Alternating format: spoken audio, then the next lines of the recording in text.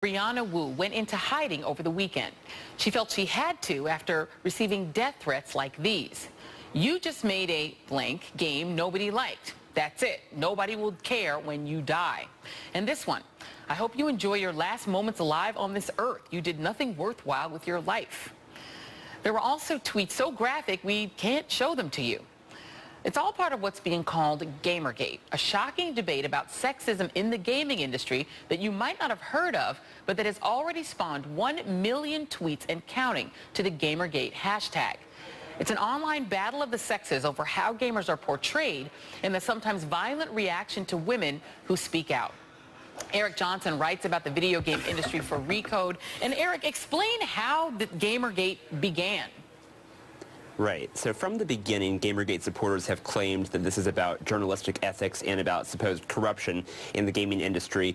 But it has originated as, and it's continued to be, about sort of undermining women in the gaming industry. It began as a blog post that was accusing a female game developer of sleeping with a prominent games journalist, and then claiming that that journalist then went on to write a favorable review of her game. Now, the reality is that review doesn't exist, never written. But that claim is still being repeated in GamerGate circles. People are still saying, well, this is evidence of corruption. This is, a thing that happened, even though it didn't. And the person that you're talking about is named Zoe Quinn, and she actually also had to go into hiding. She was actually the first person, apparently, who had to go into hiding after getting all these threats and people claiming that she was, I guess, I don't know, using sexual wiles to get better reviews of her games. But then how did a second woman, Brianna Wu, get drawn into it?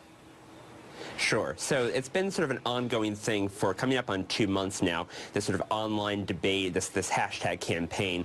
And as I understand it, Brianna posted a meme sort of making fun of GamerGate.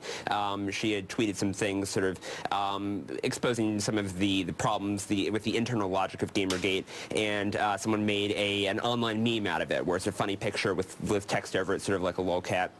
Well, she posted that, and as quote-unquote retaliation for just sharing a meme, someone made death threats against her. And so let's bring in Brianna Wu, who is a video game designer, an independent video game designer, who says she did receive death threats for speaking up for women in gaming. So Brianna, thank you for being here. And we should note that you are not in your home right now. You are somewhere else because you said you've been threatened. Talk a little bit about how these threats began for you. Well, it was like, my friend over at Recode was saying. I posted this meme. It was just six shots. It was a simple tweet. I didn't think anything about it. And later that evening, I turned back on my Twitter, and I saw that 8chan, which is an extremist group of people that were actually banned from 4chan. As controversial as 4chan is, these are the people too controversial for 4chan. It's a board completely started for GamerGate. And these people had flooded this meme with thousands of alter memes kind of attacking me. Right. Many of them insulted me. Many of them threatened me. Some of them were very scary. And you and your viewers can go look at those. And Brianna, can I just ask you, is there a general sense of sexism in the video game designing industry? Do you as a woman feel like there is sort of a constant undercurrent of sexism? Absolutely. If you look at my career professionally, I speak out on these issues, very regularly. And because of that, I'm a target. So I can tell you right now, this is a very powerful message, and I want you and your viewers to hear this. I know almost all the women in the game industry at this point. All of us are terrified about this. We are terrified about our jobs. We are terrified that we are going to be next. And what we feel is there is a literal war in this industry on women. They've taken out my friend Samantha Allen. They took out my friend Jan Frank by intimidating her. They took out my friend Maddie Bryce. And when you say take out, what do you mean? Got them to leave the industry?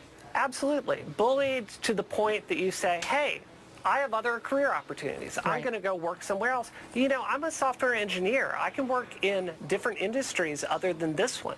And, you know, I have to tell you, a question I ask myself a lot lately is, do I just want to go get a job in an industry that's frankly less sexist? Yeah. And yeah, go ahead. And Eric, I want to bring Eric back in because this is an industry that used to be just overwhelmingly male, but now it is about 22%. We just put the graphic up, we can put it back up again, that men make about 76% of game designers, women about 22% in the game development industry, a very small number transgender. It is an industry that is still overwhelmingly male dominated, and women are reporting things like inappropriate sexual jokes in the workplace, belittlement of their skills, being invited to quote-unquote meetings that were actually dates. How long and how extensive is, at least in your reporting, this issue of not just sexism, but really sort of threatening sexism inside of this industry?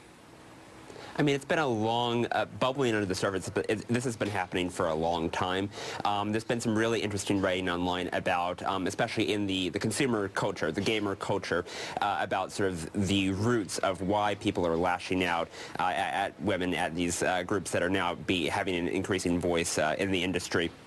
But it's not something that's really been overt or explicit. It's been a lot of things happening sort of in the office and kind of behind closed doors, as I understand it in the past. This is really something where it's coming to the surface, and that the consumers, that the gamers are really the ones who are now running with this now, as opposed to the industry doing stuff where it's not something that the public is exposed to. Right. And Eric, do you get a sense of why these male gamers are so angry? What is the source of the kind of rage in some of these attacks?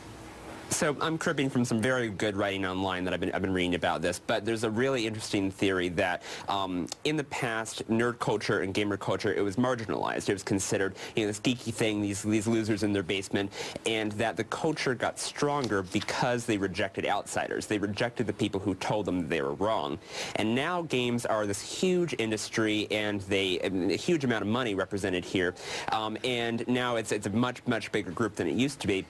But they're still clinging to this idea that, oh, well, we need to reject people who are criticizing the way we do things. So, for instance, you have academics like Anita Sarkeesian, you have journalists like Lee Alexander saying, hey, there's a problem with your culture, and their reaction is an overreaction. It's to lash out and to violently reject any sort of perceived threat to who they are. And Brianna, do you see any way of, I mean, you've been tweeting that you're not going anywhere, despite the fact that you are currently in hiding, that you want to change this culture. How do you suppose that that can be done? I think it needs to happen from the top down. You know, to tack on to something Eric was saying, this is a problem with the gamer culture, but it's also a problem with the professionals within the gaming industry.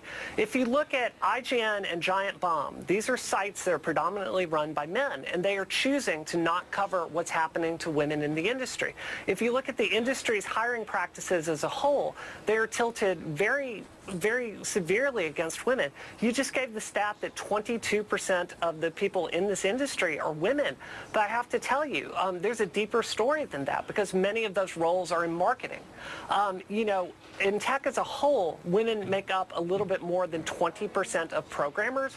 But here in the games industry, we're only 3% of programmers. So I think you have to look at the culture from the top down that's sending these messages to women very subtly and unconsciously.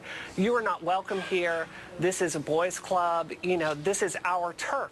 And it's not that the men are conscious that they're doing this. I love and respect the men that work in this industry with me, but they have attitudes frequently that they don't understand or are antagonistic. And what we need as an industry is a dialogue about this. And we need these men to listen to women when we tell them what our experiences are. Right, and you are starting that dialogue right now. Thank you very much, and stay safe, Brianna Wu, as well as Eric Johnson. Thank you both for being here.